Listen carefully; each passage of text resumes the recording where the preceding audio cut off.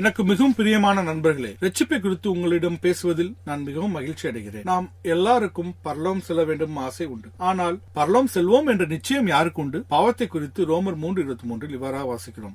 எல்லாரும் பாவம் செய்து தேவ மகிமை அற்றவர்களாகி என்றும், ரோமர் 6:23 பாவத்தின் சம்பளம் மரணம் என்றும் வாசிக்கிறோம்.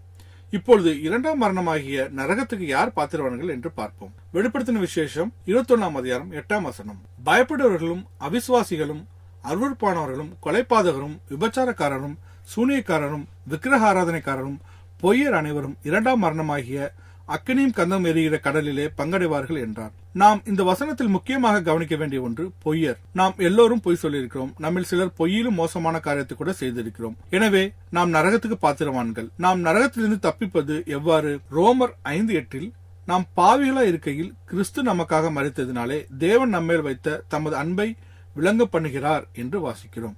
இயேசு கிறிஸ்து நம்மை நேசித்ததினால் இவ்வுலகத்துக்கு வந்தார். அதேபோல் ரோமர் 5:8 தேவன் மாம்சத்திலே வெளிப்பட்டார் என்று வாசிக்கிறோம்.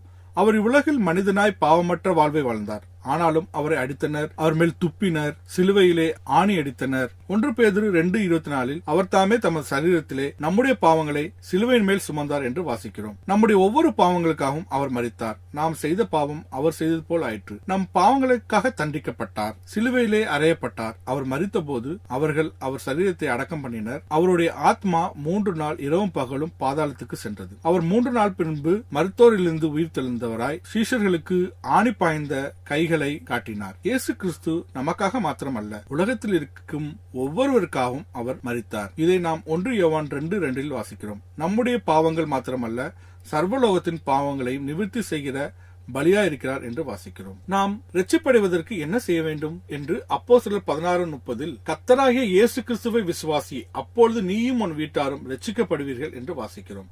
ஒரு சபையில் சேர்ந்தால் நீ ரட்சிக்கப்படுவாய் என்றோ, ஞானஸ்தானம் பெற்றுக் கொண்டால் நீ ரட்சிக்கப்படுவாய் என்றோ, அல்லது நல்ல வாழ்க்கை வாழ்ந்தால் நீ ரட்சிக்கப்படுவாய் என்றோ, அல்லது பாவங்களை விட்டு வாழ்ந்தால் நீ ரட்சிக்கப்படுவாய் என்றோ சொல்லவே இல்லை. இயேசு கிறிஸ்துவை விசுவாசி என்றே சொல்லப்பட்டிருக்கிறது. நாம் மிகவும் அறிந்த வசனம் யோவான் 3:16 தேவன் தம்முடைய ஒரே பேரான குமாரனை விசுவாசிக்கிறவன் எவனோ அவன் கெட்டு போகாமல் நித்திய ஜீவனை அடையும்படிக்கு அவரை தந்தருளி இவ்வளவாய் உலகத்தில் அன்பு கூர்ந்தார் என்று வாசிக்கிறோம். நித்தியம் என்பது என்ன? நிரந்தரம், என்றும் அழியாதது, என்றென்றைக்கு நிலைத்திருக்கும் என்று பெயர்படும். மற்றும் சில இரு வசனங்களை நாம் பார்ப்போம். யோவான் 10:28 இவ்வாறாக வாசிக்கிறோம். நான் அவைகளுக்கு நித்திய ஜீவனை கொடுக்கிறேன், அவைகள் ஒரு காலம் கெட்டு போவதில்லை, ஒருவனும் அவைகளை என் கையில் இருந்து பறித்துக் கொள்வதும் இல்லை. அவைகளை எனக்கு தந்த என் பிதா எல்லாரிலும் பெரியவராயிருக்கிறார். அவைகளை என் பிதாவின் கையில் இருந்து பறித்துக் கொள்ள ஒருவனாலும் கூடாது. மற்றும் யோவான் 6:47 என்னிடத்தில் விசுவாசமாய் இருக்கிறவனுக்கு நித்திய ஜீவன் உண்டு என்று மெய்யாகவே மெய்யாகவே உங்களுக்கு சொல்கிறேன் என்று வாசிக்கிறோம். ஆகையால் இயேசு கிறிஸ்துவை விசுவாசித்தால் நித்திய ஜீவன் உண்டென்று வேதம் சொல்கிறது. நீங்கள் என்றென்றைக்கும் அழியா நித்திய ஜீவனை அடைவீர்கள் என்று ஆணித்தரமாக கூறுகிறது. உங்கள் ரட்சிப்பை இழக்க மாட்டீர்கள். அது நித்தியமானது, அது என்றென்றும் அழியாதது. ஒரு முறை நீங்கள் அவரை விசுவாசித்து அவரை ஏற்றுக்கொண்டால் நீங்கள் ரட்சிக்கப்பட்டவர் ஆவீர்கள். அந்த ரட்சிப்பை நீங்கள் ஒருபோதும் இழக்க முடியாது. ஒருவேளை நீங்கள் ரட்சிக்கப்பட்ட பின்பு ஒரு பாவம் செய்தால் அதற்காக தேவன் இந்த பூமியிலே உங்களை தண்டிப்பார். ஆனால் நீங்கள் ஒரு காலமும் நரகத்துக்கு போக மாட்டீர்கள். ஏனென்றால் உங்கள் ரட்சிப்பை நீங்கள் இழக்க மாட்டீர்கள். நாம் விசுவாசித்து நரகத்துக்கு போவோம் என்றால் வேதாம் கூறியது பொய்யாகிவிடும். அவரை விசுவாசிக்கிறவன் எவனோ அவனுக்கு நித்திய ஜீவன் உண்டு என்று அவர் சொன்னார். யார் என்னில் ஜீவித்து என்னை விசுவாசிக்கிறவன் சாக மாட்டான் என்றும் கூறப்பட்டிருக்கிறது. நாம் வேதாகமத்தில் உண்மையாக மோசமான செயல்களை செய்தவர்கள் கூட பரலோகம் சென்றதாக நாம் பார்க்க முடியும். அவர்கள் நல்லவர்கள் என்பதனால் அல்ல, அவர்கள் இயேசு கிறிஸ்துவின் மேல் விசுவாசம் வைத்ததினால் அவர்கள் பாவங்கள் மன்னிக்கப்பட்டு பரலோகம் சென்றார்கள். பிற மக்கள் இவர்களிலும் மேலான நல்ல வாழ்வை வாழ்ந்தாலும் இயேசு கிறிஸ்துவை விசுவாசிக்காத காரணத்தினால் அவர்களின் பாவத்துக்கு தண்டனையாக நரகத்துக்கு போவார்கள். இதை குறித்து நாம் மத்தேயு 7:00 வாசிக்கிறோம். இடுக்கமான வாசல் வழியாய் உட்பிரவேசியுங்கள். கேட்டுக்கு போகிற வாசல் விரிவும்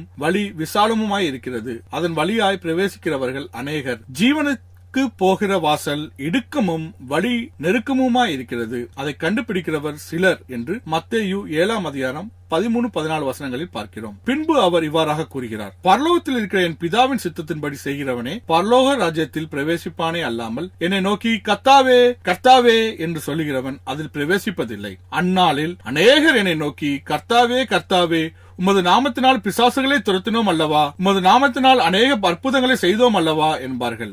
அப்பொழுது நான் ஒரு காலம் உங்களை அறியவில்லை, அக்கிரமம் செய்காரரே என்னை விட்டு அகன்று போங்கள் என்று அவர்களுக்கு சொல்வேன் என்று மத்தேயு 7:21 23 வரை பார்க்கிறோம். ஆகையால் இப்படிப்பட்டவர்கள் நம் மத்தியில் இருக்கிறார்கள். ரட்சிப்பு என்பது உங்கள் நல்கிரிகைகளை பொறுத்து ஏற்படுவதல்ல. நீங்கள் உங்கள் ரட்சிப்புக்காக சொந்த கிரிகளை நம்பீர்களானால் ஞானசானம் எடுத்தால் பரலோகம் போக முடியும் என்றோ, அல்லது ஒரு நல்ல வாழ்க்கை வாழ்ந்தால் கற்பனை கை கொள்வதன் மூலமோ, அல்லது உங்கள் பாவங்களை விட்டு விலகுவதனாலோ அல்லது ஆலயத்துக்கு செல்வதனாலோ நீங்கள் பரலோகம் சென்று விடலாம் என்று நினைப்பீர்கள் என்றால் அது உங்கள் கிரியை மேல் நம்பிக்கை வைத்திருக்கிறீர்கள் என்று அர்த்தம். உங்கள் சொந்த கிரிகைகள் மேல் நம்பிக்கை வைப்பீர்களானால் இயேசு ஒரு நாள் உங்களிடமும் என்னை விட்டு அகன்று போங்கள், நான் உங்களை அறியேன் என்று சொல்லுவார். நீங்கள் இயேசு உங்களுக்காக பாடு அனுபவித்ததை முழு விசுவாசமாக கொண்டு உங்களுக்காக சிலுவையில் அறையப்பட்டதையும் மரித்ததையும் அடக்கம் பண்ணப்பட்டு மீண்டும் உயிர்த்தெழுந்ததையும் விசுவாசிக்க வேண்டும். அதுவே பரலோகத்துக்கு செல்வதற்கான நுழைவு சீட்டு. நீங்கள் மற்ற காரியங்களை நம்பிக்கை வைத்து நான் நல்ல கிறிஸ்தவன், இந்த அற்புதமான காரியங்களை எல்லாம் நான் செய்திருக்கிறேன், நான் பரலோகம் போக வேண்டும் என்று சொல்வீர்களானால் அவர் என்னை விட்டு அகன்று போங்கள், உங்களை அறியேன் என்று கூறுவார். இதில் கவனிக்க வேண்டிய ஒன்று,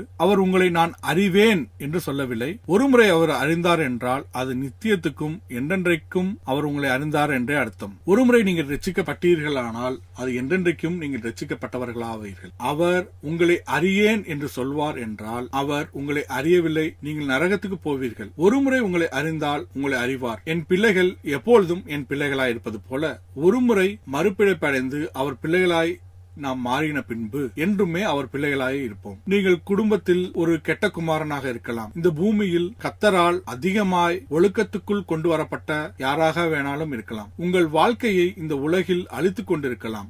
ஆனால் ரட்சிப்பை அழிக்க முடியாது. ஒருமுறை ரட்சிக்கப்பட்டாயிற்றென்றால் அது முடிந்து போன ஒப்பந்தம். இது ஒருவரும் உங்கள் ரட்சிப்பை உங்களிடத்திலிருந்து ரட்சிக்கப்பட்ட பின்பு எடுத்துக்கொள்ள முடியாது. நீங்கள் ரட்சிப்படைவதற்கு என்ன செய்ய வேண்டும் என்பதை நான் கூறுகிறேன். நீங்கள் ஒரு பாவி என்று ஒத்துக்கொள்ளுங்கள். பாவத்திற்கு தண்டனையை உணருங்கள். இயேசு உங்களுக்காக மரித்தார், அடக்கம் பண்ணப்பட்டார், மறுபடியும் உயிர்த்தெழுந்தார் என்று நம்புங்கள். உங்கள் இரட்சகராக கிறிஸ்துவை மட்டுமே நம்புங்கள். இப்பொழுதும் ரோமர் 10:9 என்னவென்றால், கர்த்தராகிய இயேசுவை நீ உன் வாயினாலே அறிக்கையிட்டு தேவன் அவரை மரித்தோரிலிருந்து எழுப்பினார் என்று உன் இருதயத்திலே விசுவாசித்தால் ரட்சிக்கப்படுவாய் என்று எழுதியிருக்கிறது. இதேபோல் நீங்கள் உண்மையாக உங்கள் மனதிலே நீங்கள் விசுவாசித்தால் நான் கூறும் இந்த சிறிய ஜெபத்தை என் பின்னாக நீங்கள் கூறுங்கள். அன்பார்ந்த இயேசுவே, நான் ஒரு பாவி என்று உணர்கிறேன். நான் நரகத்துக்கு போக பாத்திரன் என்று நான் அறிவேன். ஆனால் சிலுவையில் எனக்காக மரித்து உயிர்த்தெழுந்தீர் என்று நம்புகிறேன். இப்போதே என்னை ரட்சித்து நித்திய ஜீவனை எனக்கு தாரும். நான் உம்மை மட்டும் நம்புகிறேன். இயேசுவே, ஆமீன்.